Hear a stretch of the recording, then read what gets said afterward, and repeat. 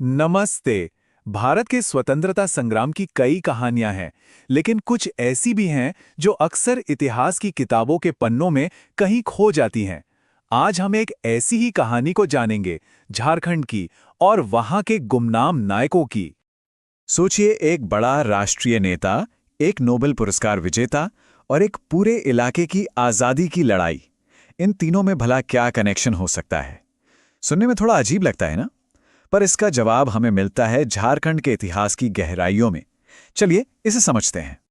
तो चलिए इस कहानी को समझने के लिए सबसे पहले जूम इन करते हैं एक बहुत बड़े राष्ट्रीय नेता पर, मौलाना अबुल कलाम आजाद। वक्त था होम रूल आंदोलन का और उन्हें एक ऐसी जगह पर नजरबंद कर दिया गया था जिसके बारे में किसी ने सोचा भी नहीं होगा, और वो जगह थी रांची। तो मौलाना आजाद की ये नजरबंदी कोई कुछ दिनों या महीनों की बात नहीं थी। ये पूरे 4 साल चली। मार्च 1916 में वो रांची लाए गए। फिर जुलाई आते आते उन पर हुक्म जारी हो गया कि रोज पुलिस स्टेशन जाकर हाजिरी देनी होगी। लेकिन ये कहानी सिर्फ कैद की नहीं है। ये कहानी है उस कैद के अंदर भी उनके कभी न टूटने वाले जज्बे की, जो दिसंबर 1919 में उनकी रिहाई तक कायम रहा। अब यहाँ एक बहुत ही दिलचस्प मोड़ आता है। आजाद ने अपनी इस नजरबंदी को अपनी कमजोरी बनने ही नहीं दिया, बल्कि उन्होंने इसे ही अपना सबसे बड़ा हथियार बना लिया। सोचिए, उन्होंने दीवारों के भीतर से ही एक पूरा आंदोलन खड़ा कर दिया था। ये एक तरह से अंग्रेजों और आजाद के बीच इच्छा की लड़ाई थी। ब्रिटिश सरकार उन पर जितनी पाबंदियां लगाती, आजाद उतने ही नए तरीकों से उसका जवाब देते। देखिए, अंग्रेजों ने उन्हें रांची में नजरबंद किया तो उन्होंने वहां विरोध प्रदर्शनों को संगठित करना शुरू कर दिया। उन्हें रोज पुलिस स्टेशन में रिपोर्ट करने को कहा तो उन्होंने जवाब में अंजुमन इस्लामिया जैसे सामाजिक संस्थान की नींव रख दी। ये दिखाता है कि उनका हौसला कितना बुलंद था। और उनकी लगन किस हद तक थी, इसका अंदाजा इस एक बात से लगाया जा सकता है। उन्होंने अपनी बहुत मशहूर अल हिलाल प्रेस तक बेच दी। जानते हैं क्यों? ताकि उस पैसे से मदरसा इस्लामिया की स्थापना की जा सके। मतलब शिक्षा के जरिए लोगों को मजबूत बनाने के लिए ये एक बहुत बहुत बड़ा बलिदान था। अब आप सोचिए, ब्रिटिश हुकूमत आजाद के असर से कितना डरती होगी। इसका सबसे बड़ा सबूत तब मिला जब महात्मा गांधी खुद रांची आए। उन्होंने अंग्रेज सरकार से आजाद से मिलने की इजाजत मांगी, लेकिन सरकार ने साफ इनकार कर दिया। साफ था, आजाद अब सिर्फ एक कैदी नहीं थे, वो आजादी की लड़ाई का एक ऐसा चेहरा बन चुके थे जिसे अंग्रेज किसी भी कीमत पर लोगों से दूर रखना चाहते थे। लेकिन रुकिए, ये कहानी सिर्फ मौलाना आजाद की नहीं है। उनकी कहानी तो एक बड़ा हिस्सा है, पर असल में पूरा का पूरा झारखंड ही उस वक्त आजादी की आग में सुलग रहा था। मतलब ये कोई शांत इलाका नहीं था जो बस ये सब देख रहा हो। नहीं, ये तो खुद इस संघर्ष का एक बहुत बड़ा, एक धधकता हुआ केंद्र था। और हाँ, ये लड़ाई सिर्फ राजनीतिक मैदान पर नहीं लड़ी जा रही थी। इस इलाके की जो सांस्कृतिक ऊर्जा थी वो भी कमाल की थी। एक दिलचस्प बात बताता हूं। नोबेल पुरस्कार विजेता रविंद्रनाथ टैगोर ने अपनी अमर कृति गीतांजलि के कुछ हिस्से यहीं रांची में रहकर लिखे थे। सोचिए, झारखंड की प्रकृति और संस्कृति भी देश की चेतना को जगाने का काम कर रही थी।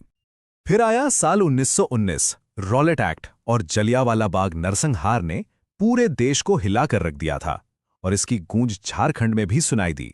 यहां के लोग चुप नहीं बैठे। गिरिडीह तिवारी जैसे नेताओं के नेतृत्व में जगह जगह जबरदस्त विरोध प्रदर्शन हुए। ये साफ दिखाता है कि राष्ट्रीय भावना यहां की जड़ों में कितनी गहरी थी।